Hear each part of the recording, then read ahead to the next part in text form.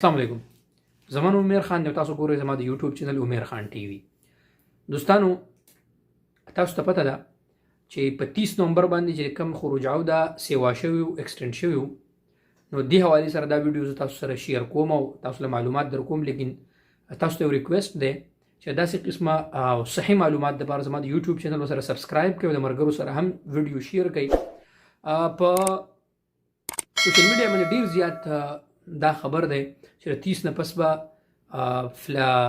خروج عوده او اقامې به سیوا شي کنه. نو دوستانو فی الحال خو 30 نومبر راغلی نه دی.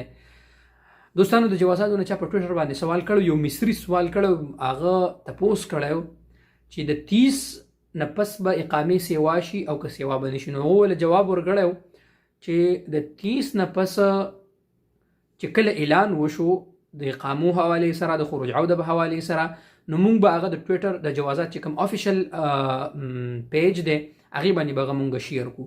اوس راځو دوستانو دې خبرې طرف ته چې پاکستان باندې اوس هم هغه څه پابندي ده، انډیا او بنگلاديش باندې اوس هم هغه څه پابندي ده. دوستانو ان شاء الله د الله پاک نه قوي امید ده چې د خیر سره به فلایټ به ان شاء الله امید ده چې اوپن بشي. خدا نه خاصه که اوپن نشو نو ان شاء الله بیا به هم خادم الحرمین الشریفین د الله نه امید ده ان شاء الله حفظه الله، د خادم الحرمین الشریفین حفظه الله په حکم باندې به ان شاء الله بیا چې کله داس اعلان وشو نو موږ تاسو سره شیر کو. امید ده ان شاء الله وبشي. اول خو به د خیر سره فلایټ په حواله سره به ان شاء الله اعلان وشي. الله پاک به خیر والا معامله به فرمای.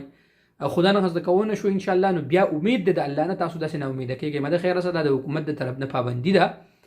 نو کله کوم ورګرو اقامي او د ختمي د خیر سره ان شاء الله وبشي. د خیر سره تاسو فکر مکوئ ان شاء الله.